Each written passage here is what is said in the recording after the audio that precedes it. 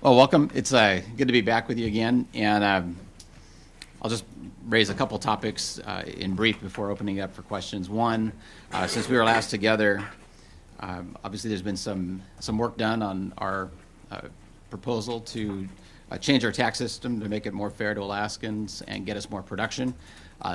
Since we last met, the experts who testified basically said this proposal puts Alaska back in the game from a competitive standpoint. So that's out there. Gas line, continue to be focused on getting Alaska's gas to Alaskans first. We've got that February 15 deadline on the Alaska Pipeline Project for their project concept selection.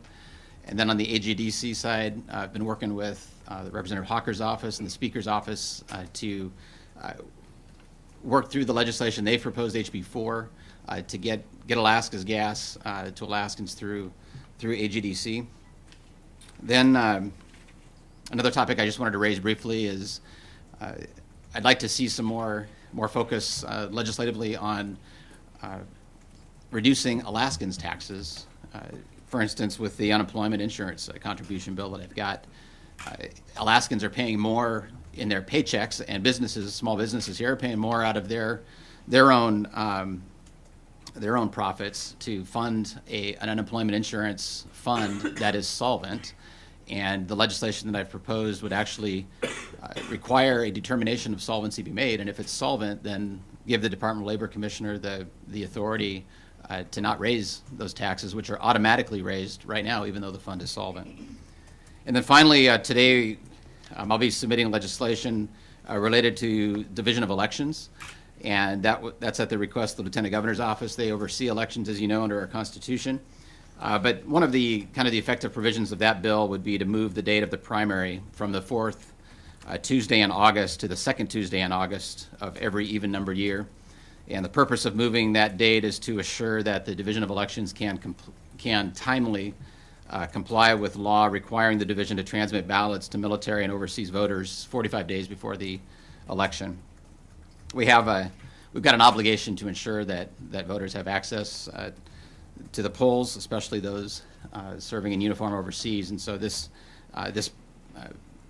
measure will be submitted today for legislative consideration. With that, I'm just gonna wrap up and open it up to questions, so we have some time for that. So let's go ahead. On that bill, has there been a problem getting ballots to people who are overseas? According to the Division of Elections, there has been the time frame set. Actually, the time frames are set by federal law, and they have had difficulty with that. It's put them under intense pressure that doesn't need to be if we move it back 2 weeks on the primary date, and that's frankly something I could refer you to the Lieutenant Governor's office on as well. Becky? Governor, on oil taxes, I remember with HB 110 there was a lot of discussion about commitments from companies and what companies would invest if they got a tax cut on border of HB 110. With your bill and talking about fairness to Alaskans and I guess looking at just the fairness issue in general, are you going to require commitments or certain levels of investment from companies as far as sort of a gauge, I guess, to if we do this, let's take this step, what are you willing to do in return? See, this bill doesn't require that because by its very nature, the bill requires it. You don't get the full benefits of the bill and the tax benefits of the bill without investing in new production, whether you're in a legacy field or a new field. And so from that standpoint, the bill itself better protects Alaskans because we're taking less at the high oil prices and taking more at the lower oil prices. It focuses on new production, that second guiding principle, by utilizing that gross revenue exclusion for both existing fields and new fields. So I think by its very nature, that bill requires production in order to take full advantage of the bill. And frankly, I mean, at bottom, it's less risk on Alaska's Treasury when those tax credits are gone, because next year, as I've already said, we're going to be paying out $1 billion in tax credits, and if oil prices go down $90 a barrel, $80 a barrel, We don't have the cash revenue to cover those. So Alaska's treasury is at risk with the current way we pay tax credits that are not necessarily related to production. So some of the industry, some representatives yesterday testified in the tax committee that the bill was a good starting point but didn't go far enough. I remember there was a tweet a couple weeks ago that you had that said extreme Democrats think it goes too far, in AOGA not far enough, and lends credibility to being fair. So how far are you willing to move the needle from where you are right now on this bill as we move forward? So I'll go back to the guiding principles on any proposed changes, and if it's fair to Alaskans, if it increases production, if those the simplicity in restoring balance to the system, if it's competitive over the long run, those guiding principles will guide me in any changes that are proposed. Yeah. Governor, on that point, you say they're not going to get the full benefit of the bill if they don't reinvest in increased production, but they will get the tax cut. At high oil prices. At high oil prices. Right. Isn't that also going to impact state revenue, and why is it better to do it that way without any guarantees than to do it via credits? Because it's not just about next year's state revenue. It's about a long-term future for Alaska and Alaskans. And in this case, we've had expert testimony that it makes us competitive. We've had, by its very nature, the proposal better protects Alaskans at low oil prices in exchange for giving up some revenue at those high oil prices. And it's a trade-off. It's a balance. And what it says as a state, we right now have $15–16 billion in savings. We can manage a hit to the Treasury of about $500 million that's related to the lower tax rate, for the next year or two or three while new production comes online.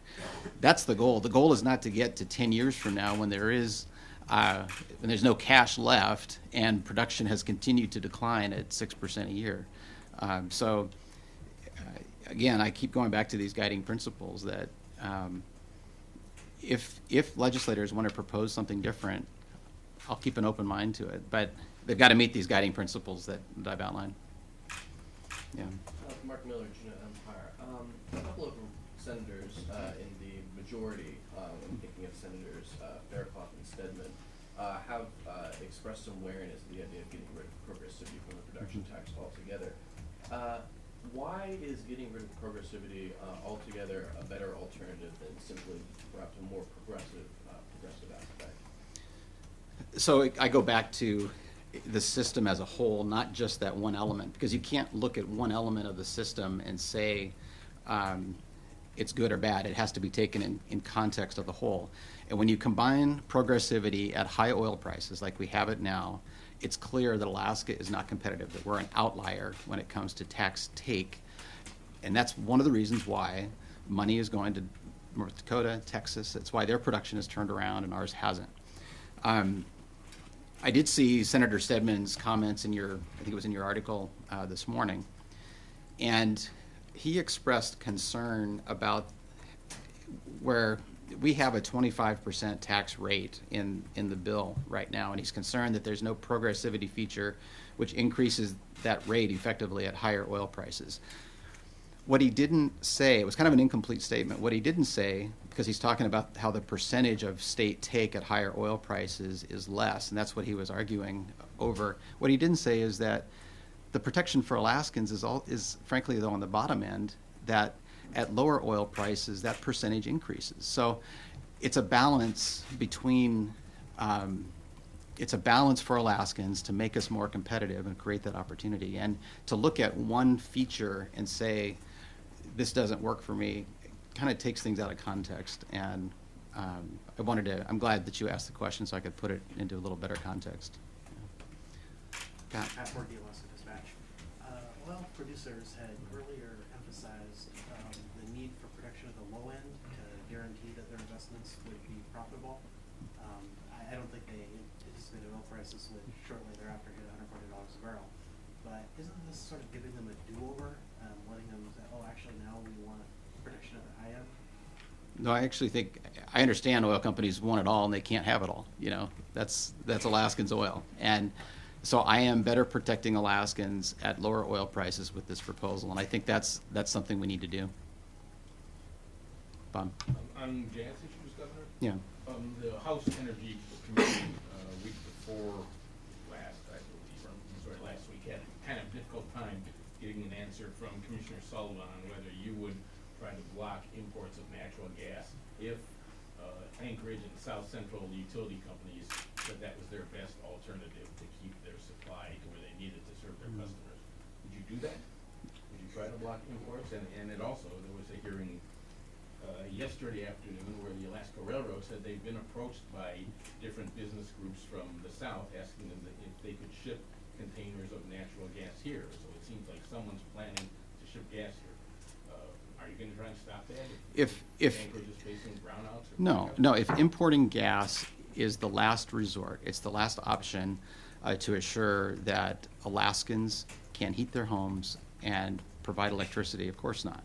What I've said is importing Canadian gas is a last resort, and there's a reason I said it that way, and that's because I don't want Alaskans to finance a competing project from Canada to export gas to the Pacific Rim, and at the same time condemn Cook Inlet exploration and jobs. So what I've met with the utilities, I've met with the gas exploration companies in Cook Inlet, and what I've said is, utilities, make sure that you use Alaskans gas for Alaskans first before you look outside. And if you do look outside, you better not have gas exploration companies in Cook Inlet with their hands raised saying, I tried to sell gas to the utilities, but they wouldn't take it. And so I've been very, we're going to make sure Alaskans are protected. At the same time, these are the utilities' business decisions they're making. And I'm staking ground for Alaskans and saying Cook Inlet exploration and development of gas is important. Keeping the lights on is important as well. And so no, I've never said never. I've said it's a last resort. But Rich, let's go. Rich. Hi, Governor. Different subject. Yesterday, you ordered Flagzor to have staff for a former legislator who you note worked across the state in practice law in many communities across the state. One of those was the North Slope Borough, where he was a critical functionary in providing the means for the raiding of the North Slope Borough Treasury of hundreds of millions of dollars by corrupt contractors, borough officials, and lobbyists. Is there anyone who doesn't deserve that honor of a half staff, and for which he faced trial in Fairbanks on 4 counts, federal counts of fraud? Is there anyone who should not have that honor of a half staff? Would you say the same for the Vico defendants? Rich, I was unaware of that, Okay. and certainly I would have had concerns about it. The recognition that you just described is a courtesy that is customarily extended to every House member who passes and every Senate member who passes. I was unaware of that, and would appreciate you bringing it to my attention. So, given that, I appreciate you setting the record straight. So, you had another question? Do you support House Bill 4, Governor? I support House Bill 4 amended.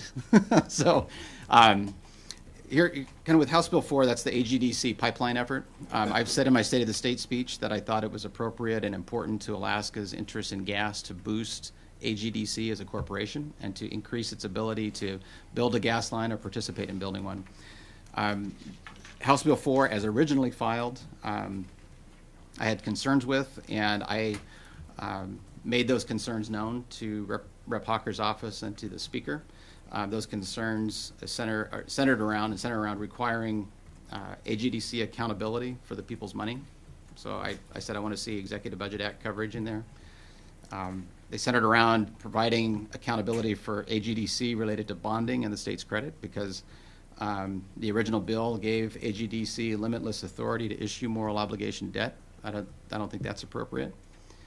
I asked them to provide better protections for Alaskan consumers. I told them I wanted to see AGDC accountability for costs of service to consumers.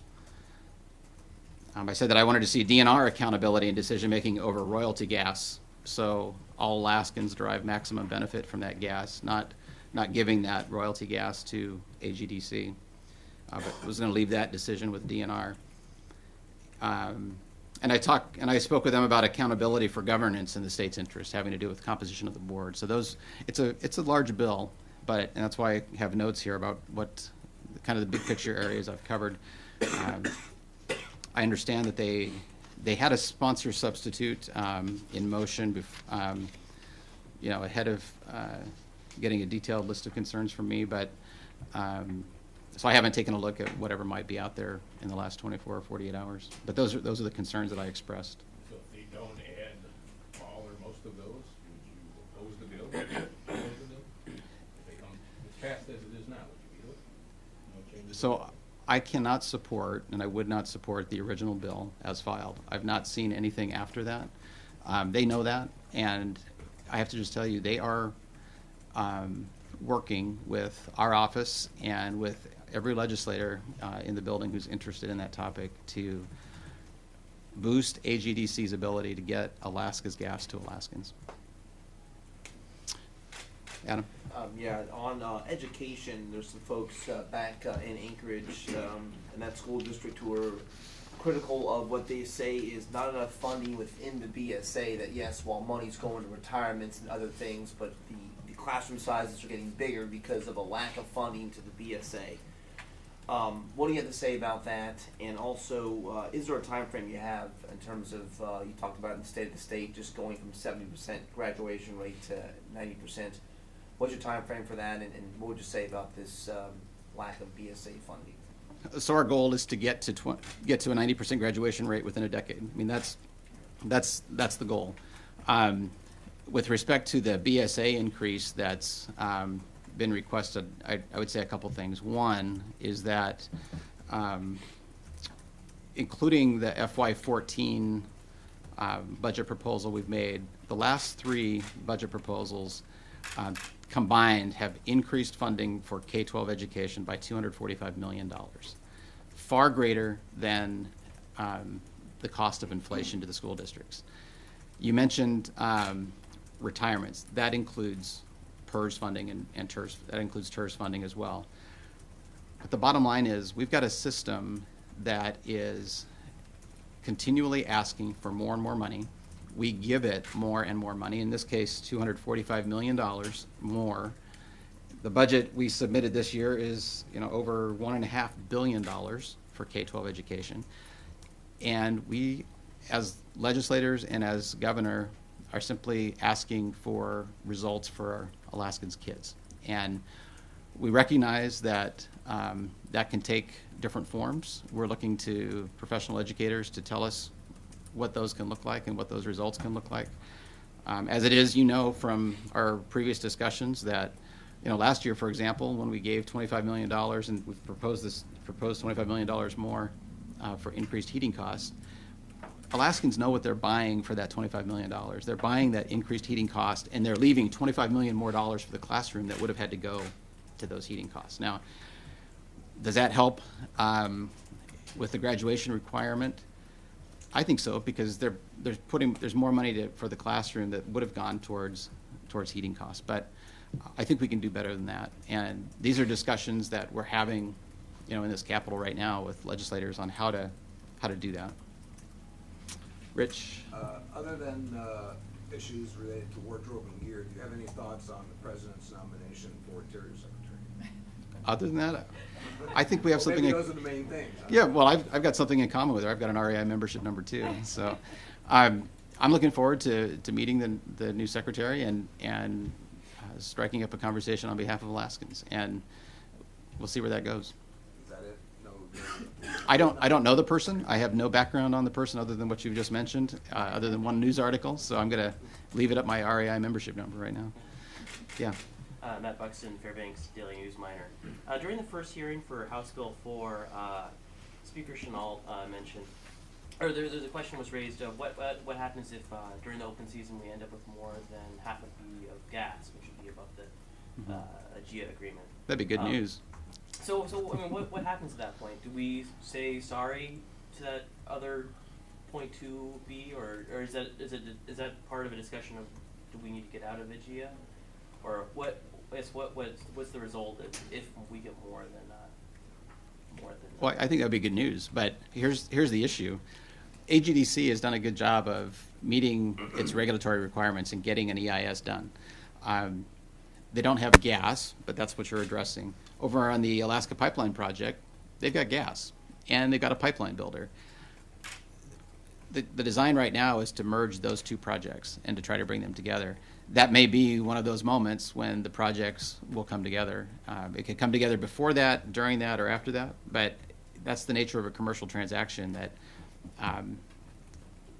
those alignments get made, the project morphs, but we're pushing forward to build this pipeline one way or the other. She hasn't had a chance yet. So. Sorry, a quick question about this morning in Senate Education Committee, we heard from a bunch of engineers and UAA and UAF about the funding for the engineering facilities at UAA and UAF. And before the hearing, I thought that I had heard that they had enough money so that they didn't need an appropriation until next year. But they're saying now that they're going to run out of funding in January for the UAF facility, and it will cause construction delays if they don't get more funding this year. Had you heard that? Or? I had not heard that.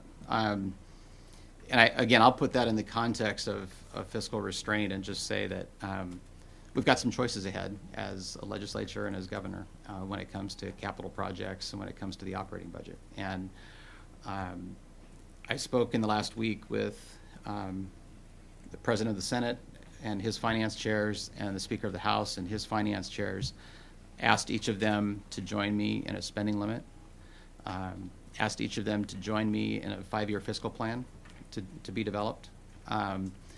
So engineering, facilities, operating budget, expenditures, for me, are all going to be within the context of getting us to a more sustainable level of spending, because new production will still be a few years off. People who testified today said that getting those facilities built and with no delays is critical. More production. Well, those are decisions that legislators can make within the context of whatever spending limits they ascribe to themselves. Ideally, those would be set with me, but every Senate, every House sets their own when they pass the bill, and sometimes they move when the other body moves. But those priorities get to be established by legislators in the appropriations process, and that's where this discussion is being had right now. Okay. But I had not heard that about that specific facility. Not a priority for you to keep these projects? I didn't say that. I didn't say that. I said that what I am saying is that the legislature is the appropriate place for those discussions to be had. We'll join in those discussions. I would be satisfied if they passed the budget that I proposed. Obviously, I wouldn't have proposed it if I didn't think we could make it work. At the same time, this is new information to me, and I need to consider it. So. Governor, we need to go online. Okay, go ahead. Operator, we're ready for online Q&A. Could you take us off lecture mode? Thank you. If you'd like to ask a question, please press star 1.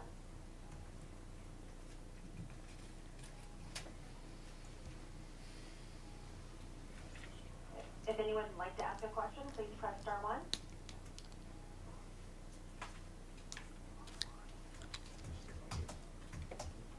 Andrew, go ahead with your question, please. Yeah, Governor Sean Parnell, Andrew Rogers, KFRM. You mentioned a lot about capital spending, kind of reining that in, but are there any plans within this 5-year fiscal plan to maybe look at the operational budget as well and see what we can do to lean back or make that more sustainable for the future as well? I mentioned both operating and capital. Both are extremely important in terms of creating a sustainable level of spending. This year, for example, you don't see it in the paperwork that we gave to the legislature. But, for example, there was a $40 million absorption of increased costs because merit increases by statute go up every 2 years. We ate it. We didn't ask for more. I didn't put forward hundreds of millions, if not billions, in the last 3 years of of operating requests and capital requests that come forward. So the answer is yes. We are working to restrict the growth and to cut the operating budget spending. We're doing the same with the capital budget. It all spends, and savings will run out without new production coming, and we don't want to be in that position. So absolutely, that's why I've requested a spending limit, which will be upon both the operating and the capital budgets from legislators. Yes, we're still online. Anybody else online? With your question? Laney, go ahead with your question, please. Yes, Governor. Laney Welch here from Kodiak. This is regarding House Bill 80, the cruise ship discharges. What do you say to the Alaska citizens who successfully pushed for discharge limits by initiative in 2006? And what do you say to the seafood industry, which has worked for 2 decades to create a brand based in part on Alaska's clean and pristine waters, especially when Alaskans won't even know where these discharges are occurring? I would say that I would not propose a bill that I thought would damage our environment. I would say that the standards to which cruise ships are currently being held and will continue to be held with their advanced wastewater treatment systems are among or surpass the most stringent in the world.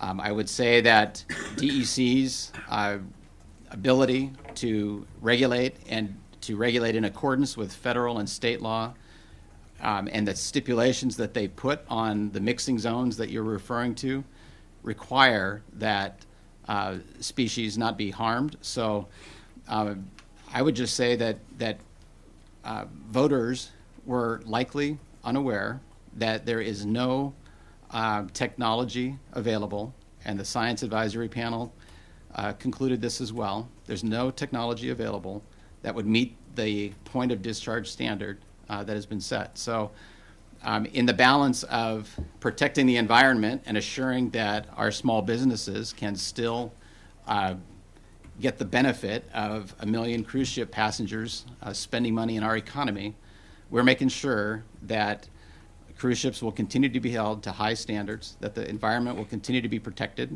and that our businesses will continue to grow. So that's what I would tell you, Laney.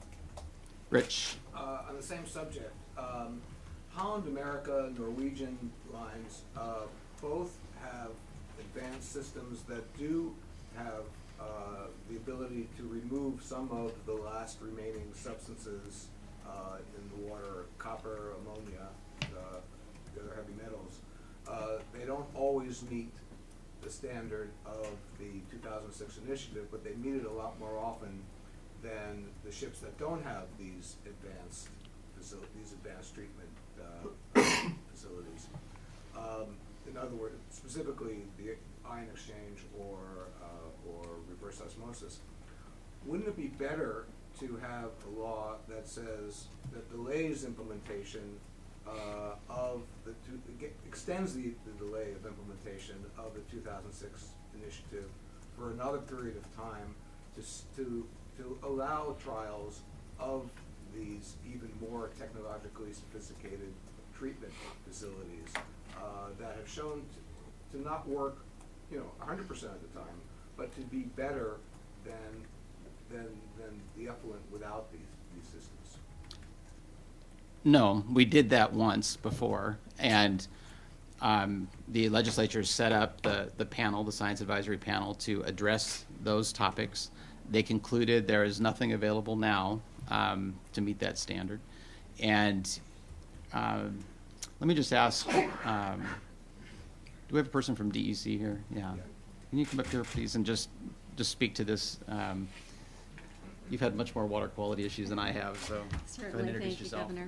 My name is Lynn Kent. I'm the Deputy Commissioner for Department of Environmental Conservation. And through an earlier Science Advisory Panel, a conference conducted by DEC before the most recent panel was established in 2009. And with the current Science Advisory Panel and a workshop that they conducted, the conclusion of all of that work has been that the advanced wastewater treatment systems that are on board cruise ships right now are really the best that there is. They do a very good job. They treat all of the wastewater that's discharged in Alaska to a standard that meets all of Alaska's water quality standards with the exception of just 4 criteria. And even with the legislation that's pending right now, DEC has authority to continue to look at new technologies that may become available in the future and to push cruise ships to continue to do better with their wastewater discharge. Thanks, Lynn. Were we still online? Okay. One more question. Yeah. Online? Okay, here. There are no more questions online. Okay, Bob. You said that DEC is gonna make sure that marine species are not harmed. Now, how are they gonna do that with the mixing zone that they're not measuring?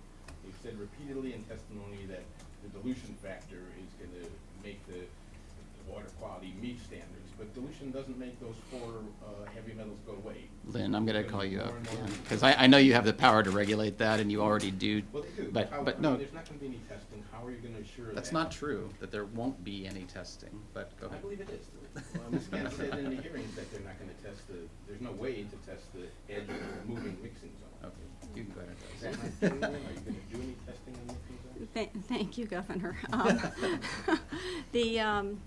There's a host of questions there, but Well, the main when one was, how are you gonna make sure that those marine species are protected, even though while being diluted, there's gonna be continual flow of heavy metals into the environment? And how do we currently do it with the others? Right, thank you. Well, the water quality standards are designed to protect species in the water body, and they're based on a concentration of a particular contaminant in a water body. So when a cruise ship is moving at 6 knots or greater, we have calculated through some studies that the dilution factor is 50,000 to 1. And what that means is that within seconds of discharge from a moving cruise ship, the water quality standards that are protective of aquatic life are met. And when we say we can't measure that, it's because we couldn't get close enough to a cruise ship fast enough to actually take a sample in the water body. But given the concentration in the effluent that's discharged, the standards are met so quickly that we couldn't measure that portion. We do monitor, as the governor said, we require the cruise ships that discharge in Alaska to take samples twice a month for some parameters, daily for other parameters. So there's a tremendous amount of monitoring that goes on. But that's dilution. You apparently are gonna let the ships do this for several years, since you say there's no new technology on the horizon. So how is the cumulative impact on these species, and especially on things like the new gooey duck farms that the industry is trying to open up every place that Fish and Game allows them? How are you gonna measure any cumulative impact on marine species? Thank you again for your question. The mixing zone regulations that apply to all of the wastewater discharges in the state first require that the facility, shore-based facility or cruise ship, treat to really the best standards that they're able to treat to. So the requirement for mixing zone is that the mixing zone has to be as small as possible, and that there can be no lethality to passing organisms, no toxic effects on aquatic life, no impact to fisheries or processing. There's a 19-part test that any facility that wants to get a mixing zone has to go through, and it's a regulatory test. Mixing zones are only authorized in the context of a wastewater discharge permit, and all of those permits are they're renewed on a 5-year basis, and they go through a public review and comment process. And the question was, how are you gonna measure the impacts? Those are your standards, but how are you gonna measure to see that they're being achieved? The modeling, but go ahead. Well, yeah, we generally do that through modeling for those facilities that have a fixed shore-based facility. Some of those permits require in-the-water monitoring at the edge of the mixing zone to just verify that the models are accurate. And we do very well with the models. These are models that are used around the country. They're not something we just invented here in Alaska. And how about for cruise ships? You said that applies to shore-based. The issue here is cruise ships. The same thing applies to cruise ships, right, in terms of how you monitor? It does, for Okay. those that are Go ahead. One more comment on for the very few cruise ships that are authorized to discharge right now in port when they are stationary. The mixing zone for those cruise ships under the current law is very small. It's within meters of the vessel.